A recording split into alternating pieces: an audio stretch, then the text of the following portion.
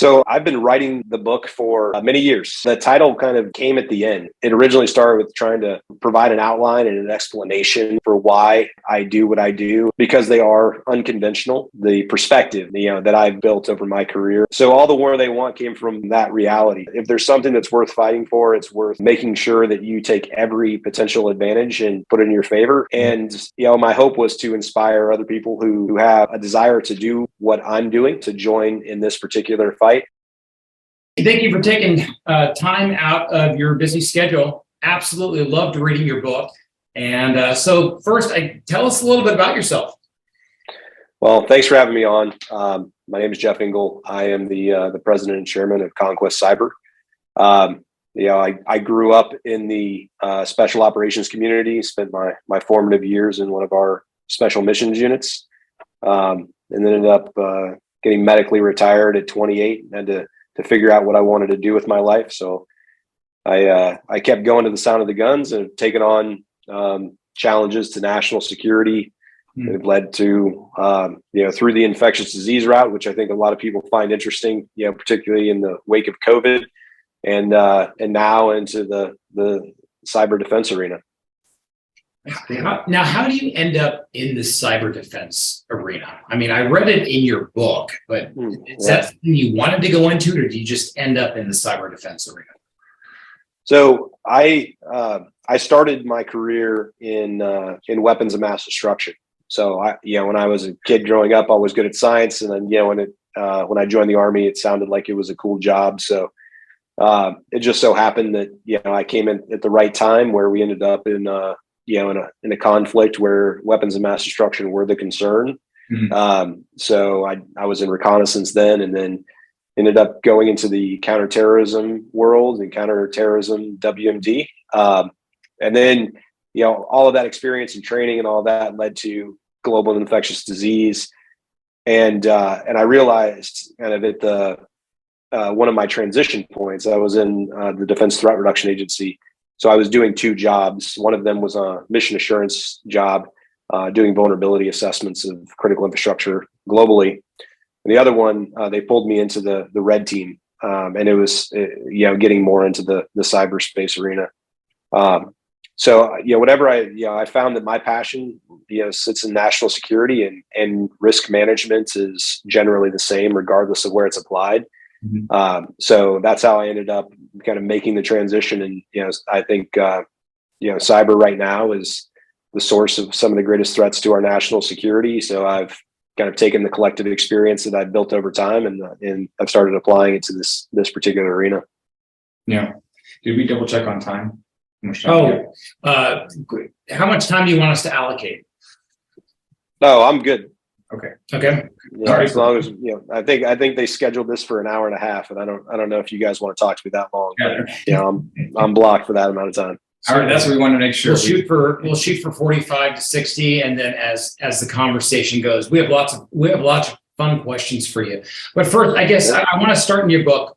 So you wrote this book, All the War They Want. What caused you to come up with the title for the book? So I've been writing the book for many years, and the title kind of came at the end. It originally started with trying to provide an outline and an explanation for why I do what I do, and I take some of the approaches that I have because they are unconventional, right? It's not when you look at MBA programs and read business books, you don't hear the perspective that I've built over my career very often. So it came at the end, and I realized it's about having something to wake up and have worth fighting for, right? And if it's worth fighting for, then you want to win. And so all the war they want came from the title came from that reality. Like if there's something that's worth fighting for, it's worth making sure that you take every potential advantage and put it in your favor to ultimately win. And my hope was to inspire other people who have a desire to do what I'm doing, right, to join in this particular fight, but build a model that based on some of the experiences that I've gained, that no matter what it is that you want to fight for, you can take those same approaches. Kind of ignore the traditional, the thought process and structure and policy where we think that people, that above us, leadership, people who are in the, executive ranks, either in corporations or government, that somehow they know, better. Really they're just making calls, and it's a lot of guesswork. Right. So, that was what I was shooting for. And I think that title captures the idea that, when you have something that's worth fighting for, there's a reason behind it. Typically it's that somebody else has chosen, or society is kind of structured a challenge that's hard enough to put all your effort behind solving. No, I love that. And I really appreciate it. That came through in the book. I really enjoyed the passion, really appreciate not just your passion for the work you do, but sort of the encouragement for people to kind of do cool stuff, right? And makes an impact. I like that a lot. If you were going to start your company today, one of the things I was just, thinking about with what you've learned along the journey, clearly in the book, you've learned a lot. What would you do differently? Not even switching to a different company. That's sort of a different question I was going to ask too, but like if you were going to start your company today versus, I'm not quite sure how long you've been in business now, but what would you do differently? What have you learned along that journey? What would you, I think when I first began the business, there were a lot of people that I knew, I liked, I trusted, and I didn't feel comfortable putting them at the same level of risk that I was willing to take. So I waited, until the business got to a point of maturity that I was confident in our ability to go and execute before I went out to the community that I came from and my, colleagues, people I had built trust with, and said, at this point, it's a safe enough bet to come and join me. If I had to do this over again, I would have gone to them in the beginning and said, this is a risky bet, but you should join me anyway. So I didn't want to put anybody who, whose trust that I had earned or who had earned mine in the same level of risk that I was taking. And I think now I would let them make that choice rather than, the kind of making that choice for them. No, that's great. And I guess along the same lines, and I love the fact that you're doing the work you're doing. So don't take this as leaving Conquest Cyber, because I personally think you're doing that work for our country's sake. But if you were going to pick a different high impact, cool thing to do, I was curious if you were going to pick like another business or the next business, what would be another area that's you're excited about, just get passionate about? So this is, I get asked this quite a bit. There are really two things that I've talked about, because I've spent my career going to what I thought was the greatest threat to national security. Okay. I don't think that that's going to change. Okay. So there are two topics, and depending on who in my my leadership team or my organization today or in my ecosystem, who you ask, they would lean one way or the other.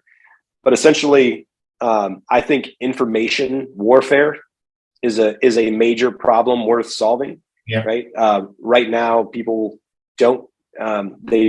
They hear really an echo chamber. They have one. They hear it from one source or one voice, and there's always an agenda behind the information they're getting, and the level of effort it takes to validate information before you consume it and have to trust is too high for most people. Yep. So we end up with a lot of challenges with understanding what is reality, what's happening on the ground without that bias, which ultimately leaves us susceptible to our adversaries manipulating things inside of the country that we otherwise wouldn't want them to.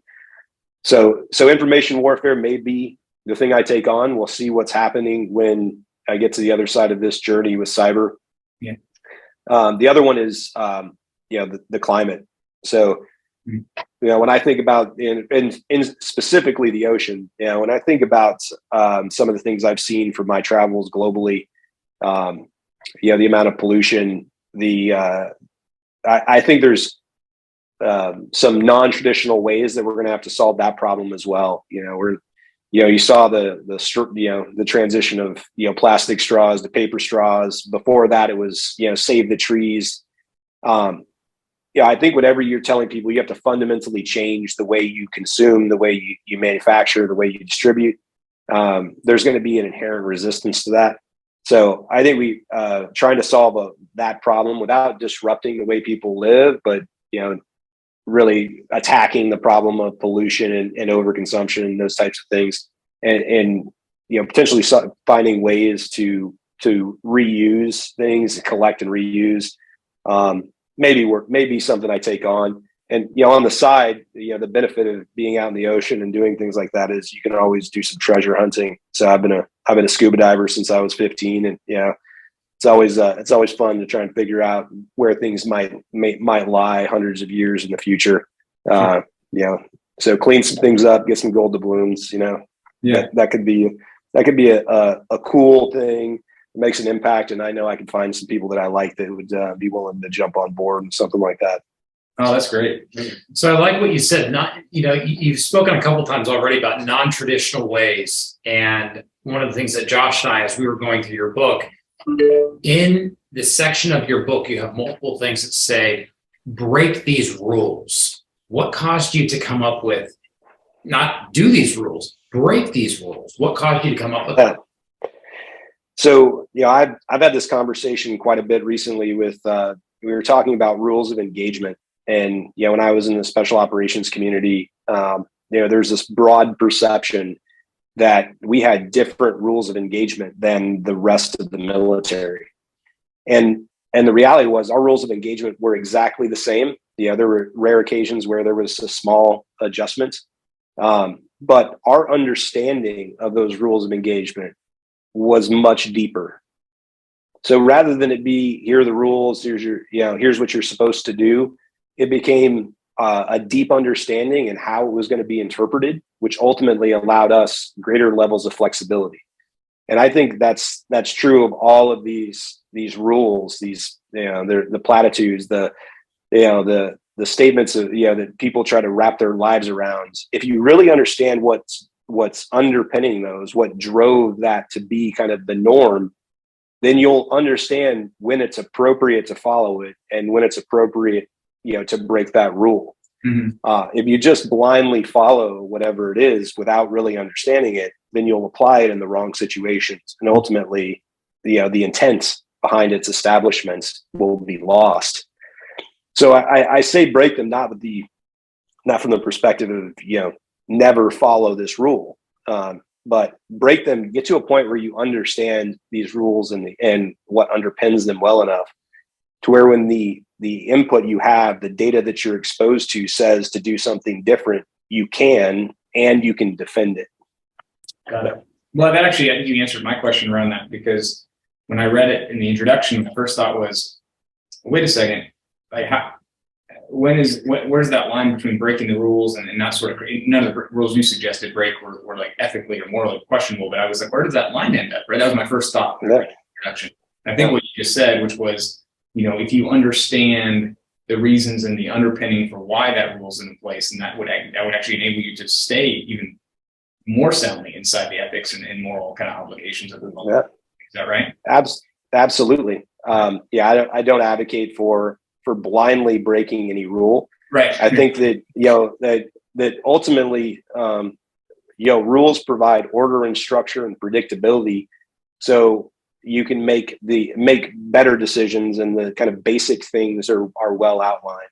Mm-hmm. Things like building codes and enforcement, those are tied to the hazards that exist in the area and where they put fire departments and the length of the ladder and the location of the fire hydrants. Mm-hmm. So when they're part of an overarching ecosystem and you really understand them, right, that generally we need to follow those because there's so many other elements in the ecosystem that are dependent on them.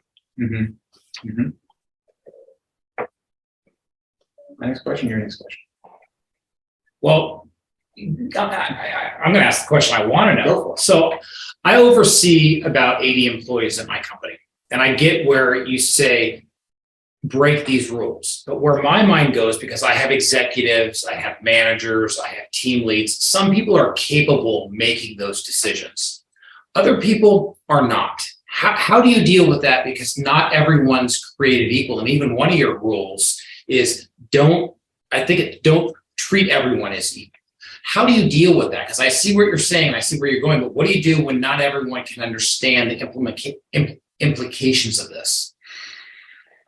Yeah, if you can't understand the implications of breaking the rule, then you should be following it, right? But my view is, I need people in my immediate ecosystem, like what I consider like the plank holders, right, and everybody in their ecosystem, to all be building towards a great enough understanding of the system that's in place, to where if the risk dynamic necessitates them going or changing something, that they'll know to do it, and not just stop because there's a step that they can't do, right? Not all things are created equal. Not all people respond the same way, but the goal should always be, especially if you're going to be a leader, to understand the system that's in place well enough to know when it's not working or it's just not as applicable. Mm-hmm. So absolutely, I want the system to work, right? And in order for the system to work, all pieces of the system must function as designed, which means they must follow the associated rules. But as leaders, you have to know, if the strategy is off and the execution is solid, that means everybody's following the rules as designed, but you're not getting the outcome that you're looking for. Right. But if everybody's breaking the rules or they don't understand them and the strategy's solid, you won't get the outcome that you're looking for either, because the execution will be off. So I'm always, asking that question of myself and my team. If something's not giving me the outcome that I'm looking for, is it the strategy or is it the execution? Because if it's the execution, that's a cultural accountability issue, or even hierarchical accountability, or potentially a training issue. But if the strategy's off, that's on the leader. Like you need to make that change as rapidly as possible, and not just be held to keep doing things the old-fashioned way because that's what some mythical person came up with, so it must be right. Yeah. I want to switch gears a little bit. Different question. It's a bit of a long question, mostly because I'm reading part of the book. You wrote it, so you don't need to know it, but for those who are hearing this, I'll read a little bit.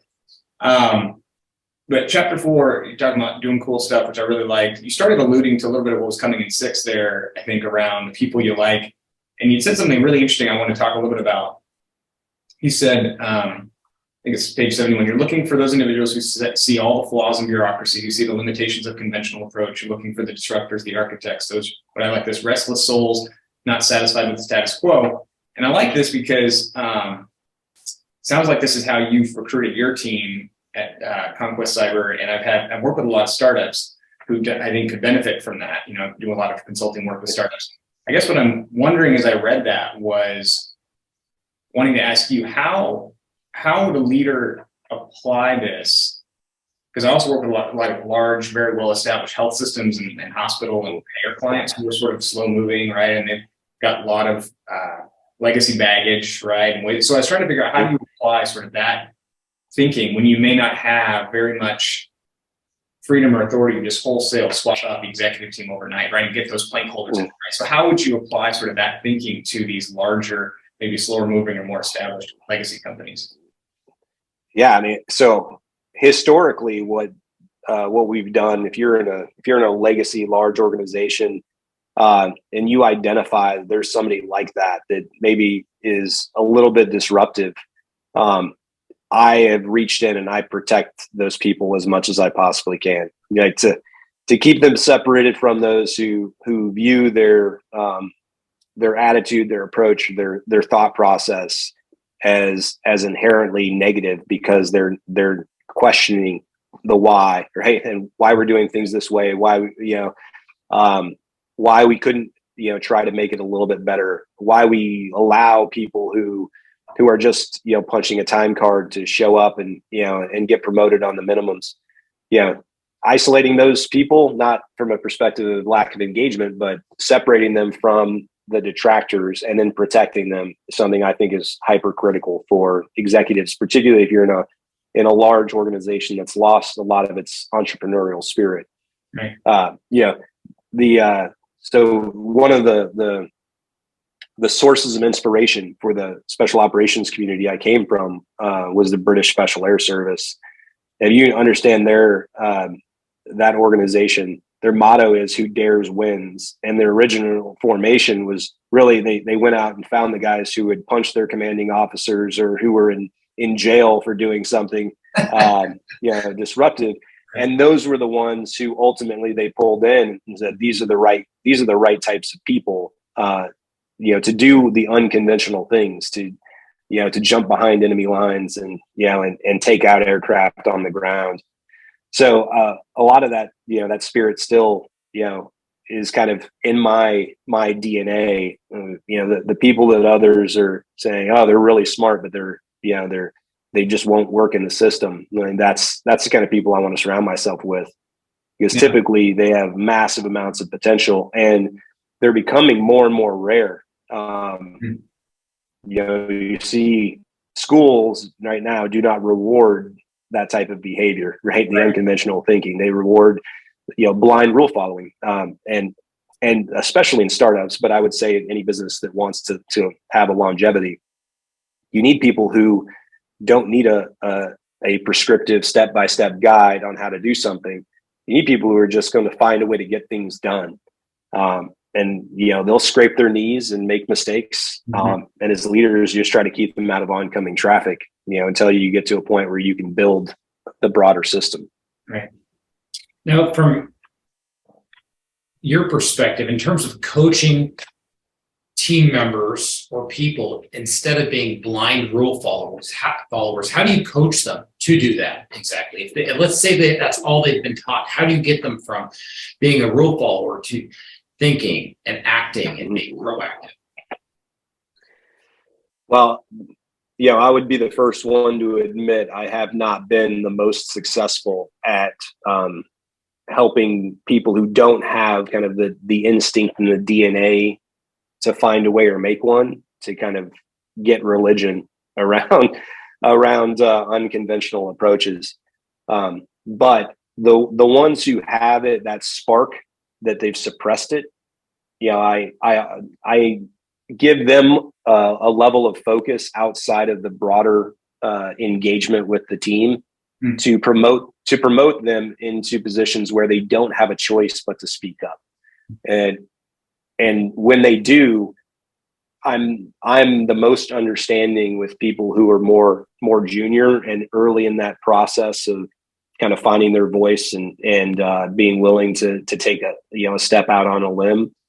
I am much harsher with my plank holders who are senior leaders who I need to also amplify that message and work with the more junior team members to be willing to step up. And when they walk into a room, they're sitting at the table, if they're in that room, they're expected to have an opinion and share it with the group, to really fight that traditional rule following, hierarchical mentality that many organizations foster today.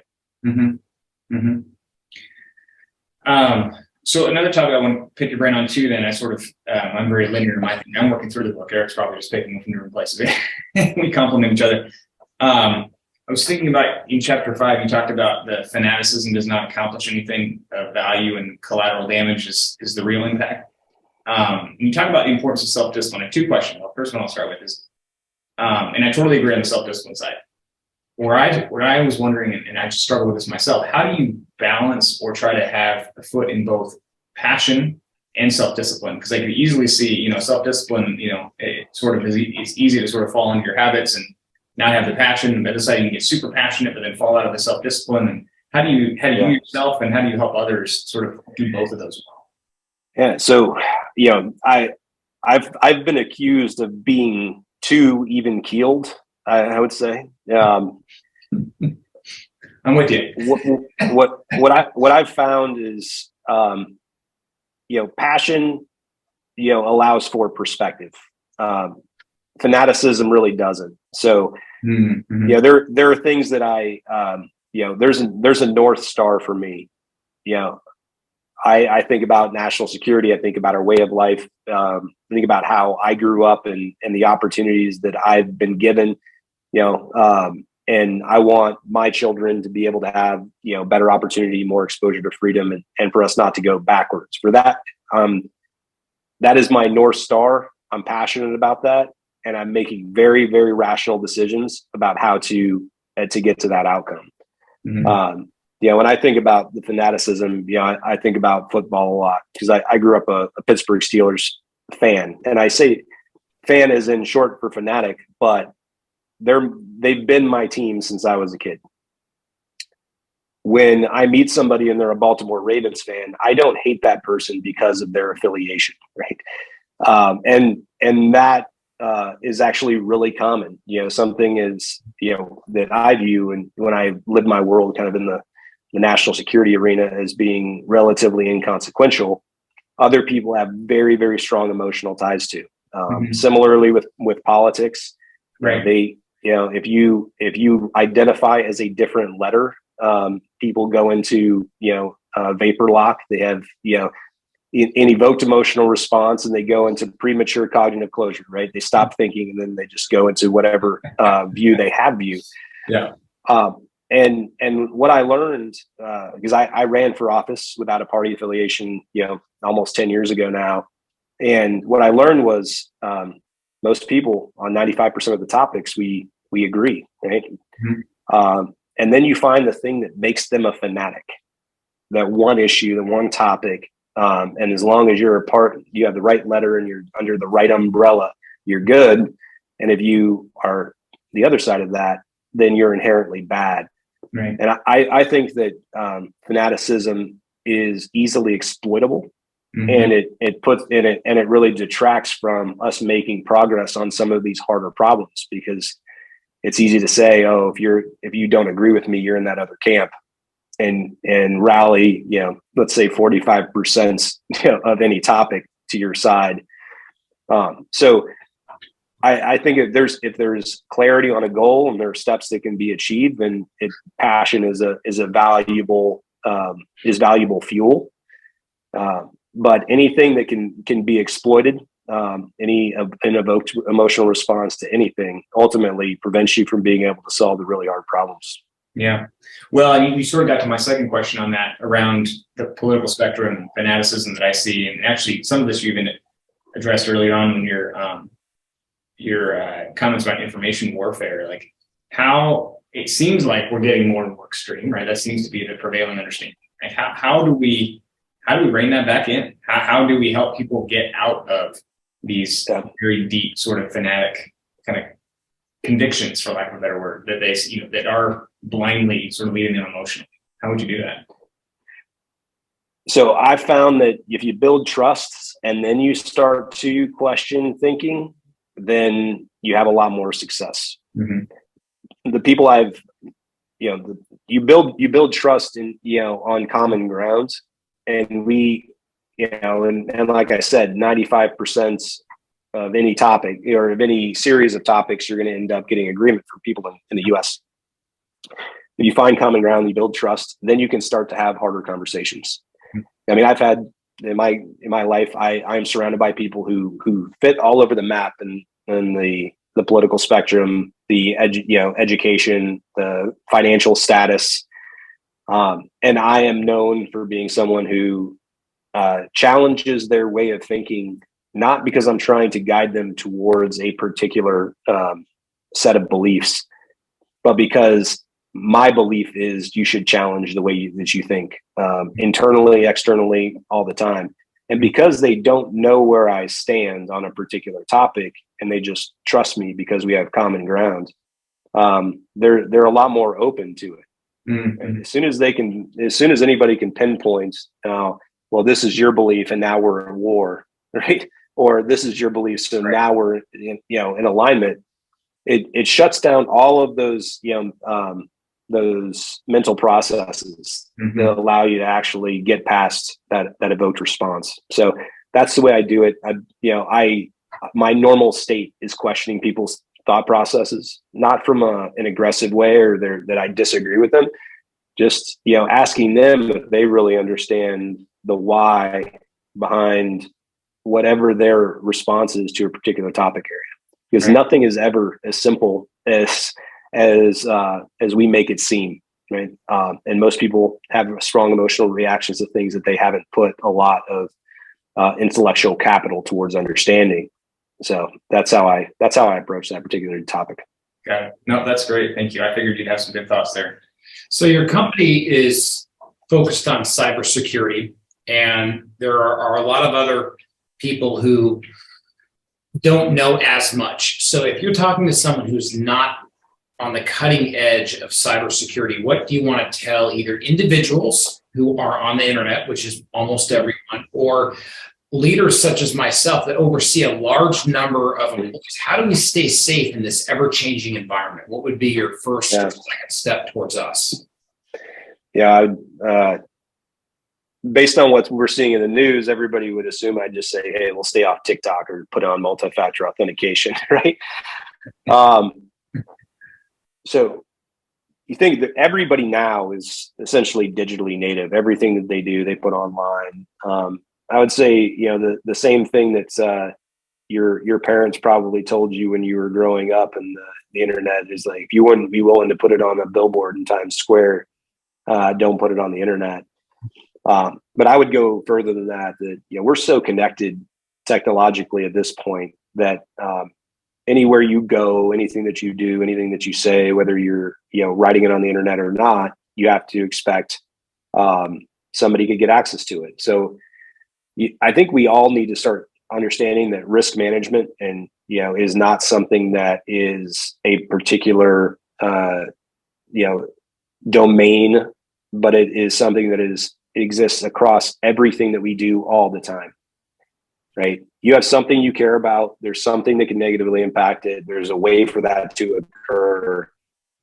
There's risk, right? Mm-hmm. And you can either lower the probability or lower the severity of that occurrence. So if you're a bigger target, you're a high net worth individual, you're leading a company, you've got access to sensitive data types, you're a celebrity or member of a political family, your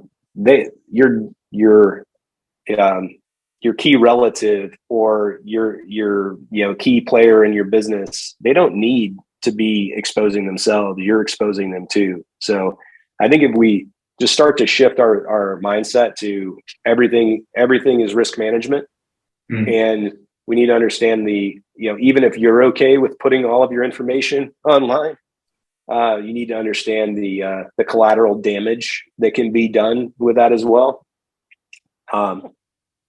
Then you can start to be at least not part of the problem, right?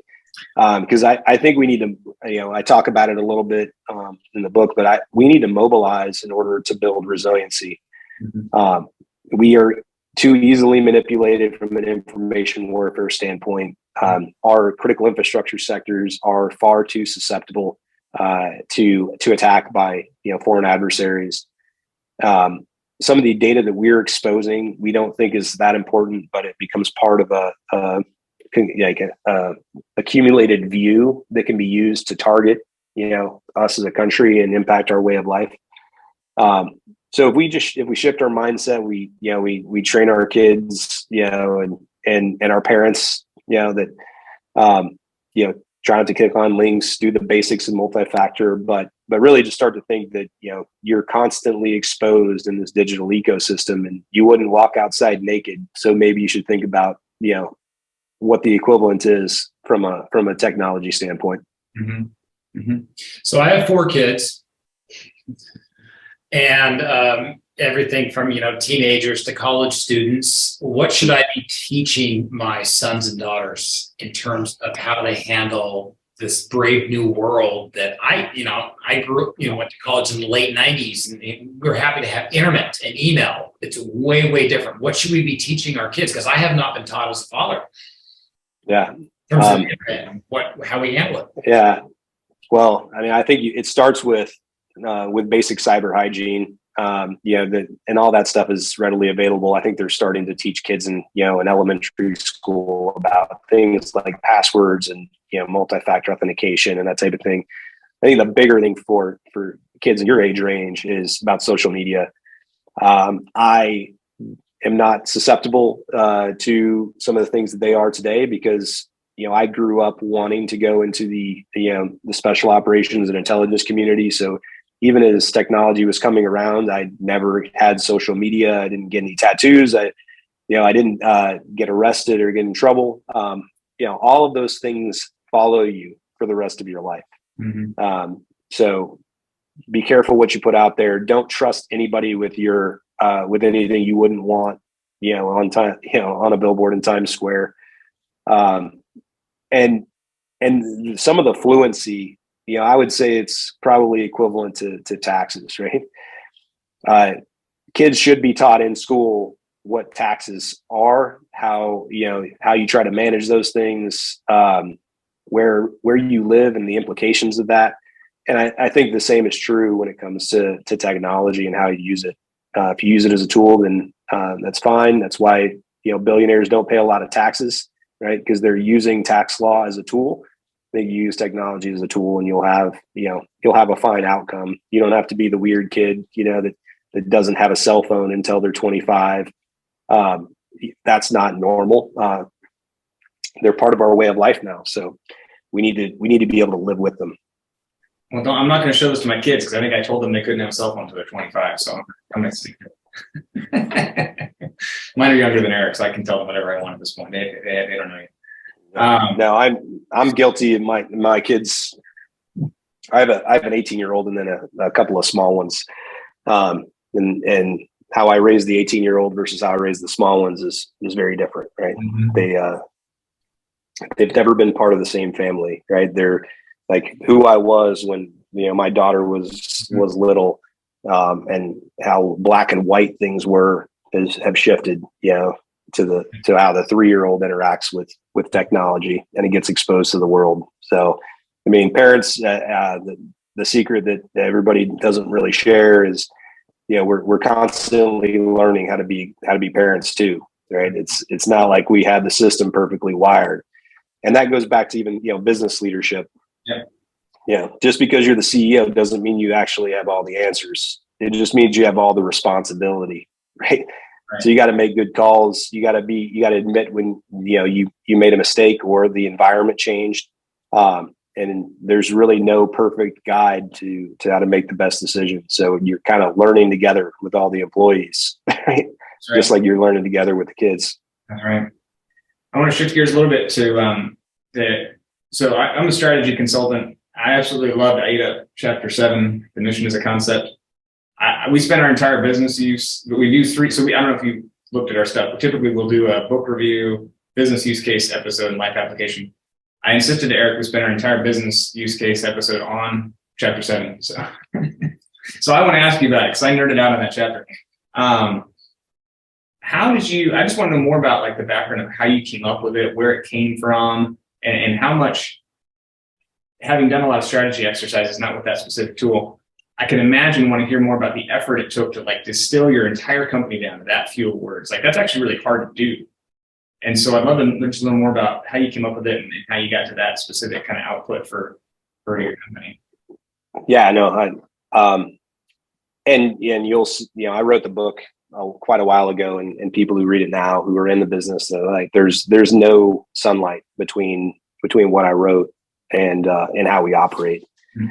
And I'll tell you where it came from was the way I think and the way I explain things is constantly trying to get the other party to have the aha moment to actually understand, with the appropriate perspective. Mm. So that chapter was literally the product of me trying to get people from all different backgrounds, levels of understanding, expertise, levels in organizations to understand what we were trying to do. So there was a massive amount of trial and error with explaining things to get to a point where somebody could walk away and say, okay, yeah, I get it. And I actually used my daughter, who's now an intern in the business. She's 18. She graduated from high school. She's doing some interning with us. I used that, now it was 3 years ago, to when she was a 15-year-old, and I explained it to her, and she was like, yeah, I absolutely understand what it is that you're trying to do and how you're trying to do it.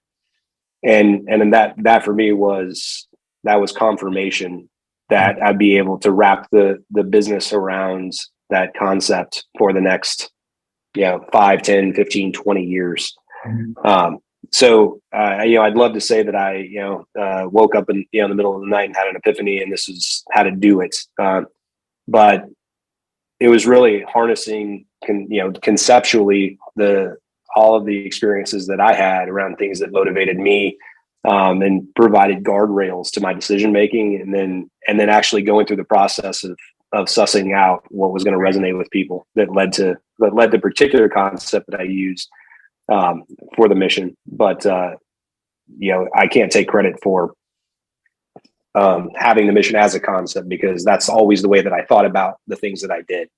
Yeah, I really like the way you structured it and simplify it, because I work with a lot of clients, and it's just hard for a lot of companies of all shapes and sizes to figure out how to. So I'm not surprised it was trial and error and challenge, because it was great work, good to see the output, but certainly an appreciation for how hard you had to work to get there, because it was, that was my favorite chapter. I was excited about it. I can see that as a consultant. Right. You're like, this is it. Whereas what stuck out for me as a coach, your part on symbolism and framing, because as a coach, I'm frequently working on how do we frame whatever decision we're making? What's the story that we tell ourselves? So as you were also talking in your book about symbolism and framing. How do you come to that realization, or even within your business or as you're working with clients? What symbols do you use? How do you frame things to inspire people to get to that aha moment? Yeah. So symbolism I definitely took from, all of my experience in the military. And I thought about, how I viewed the symbols associated with people who I had respect for, and things like valor and activities that drive people literally to put their lives on the line in ways.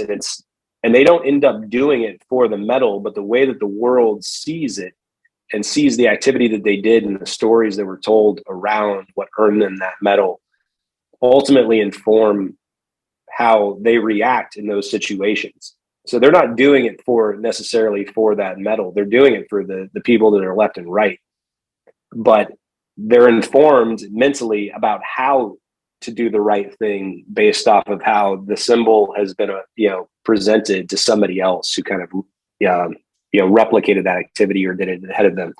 So symbolism, and I think about, things like the Purple Heart that stick out, that's tied all the way back to, to George Washington, and the Revolutionary War.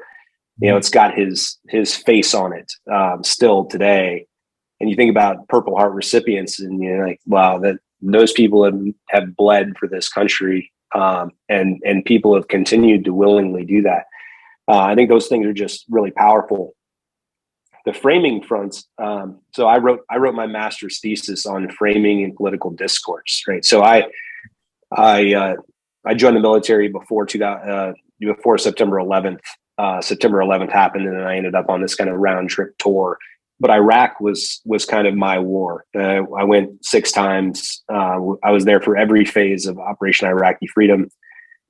And when I wrote my thesis, I did it on how our political leaders framed the justification for the war, because my job was literally to hunt for weapons of mass destruction. And the perspective was that weapons of mass destruction were the justification for the invasion of Iraq, because it really wasn't tied to 9/11 and terrorists. So I listened and read everything that was said by the top 4, the president, the vice president, the secretary of defense, and the secretary of state in the lead up to the war. And I found that almost everything that they said was true.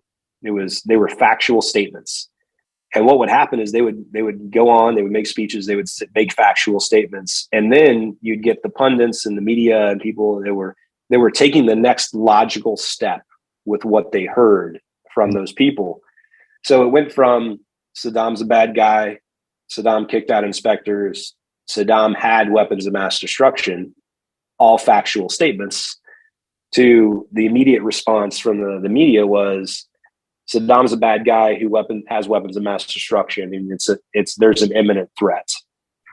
So they didn't have to say anything that wasn't true. They didn't have to make that logical step. All they had to do was kind of set it up for the people who are going to be, amplifying that voice, to take the next logical step.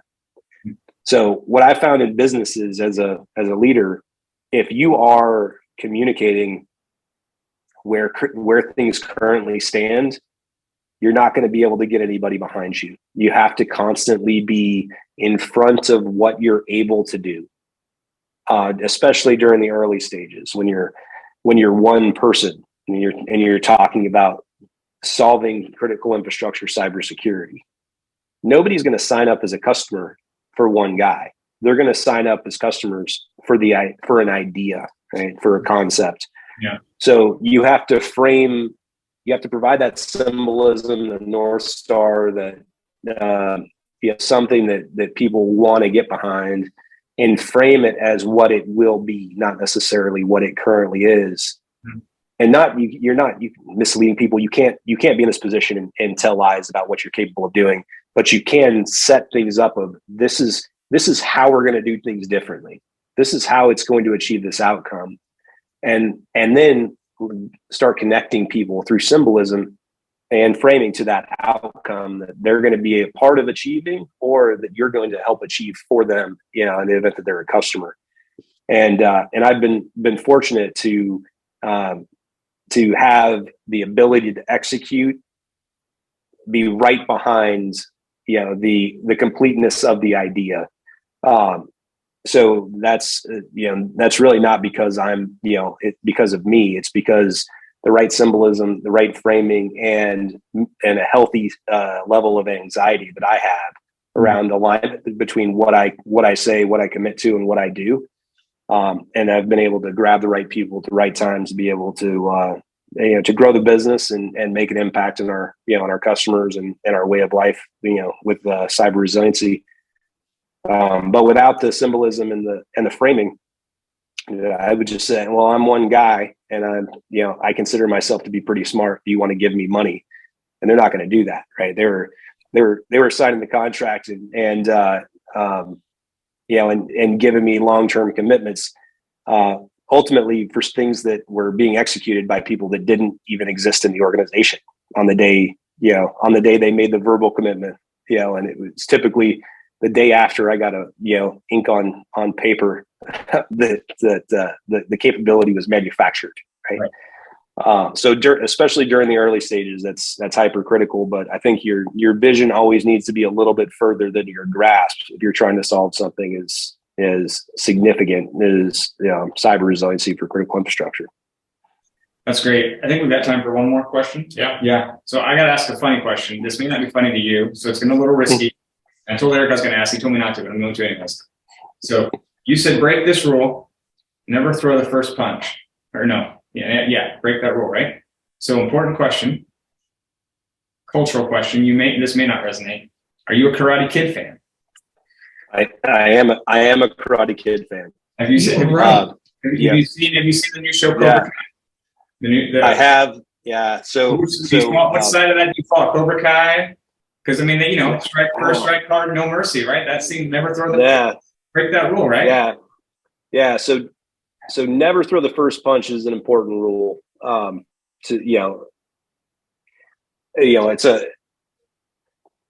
wouldn't say I'm on either side, of Miyagi-Do or Cobra Kai. All right.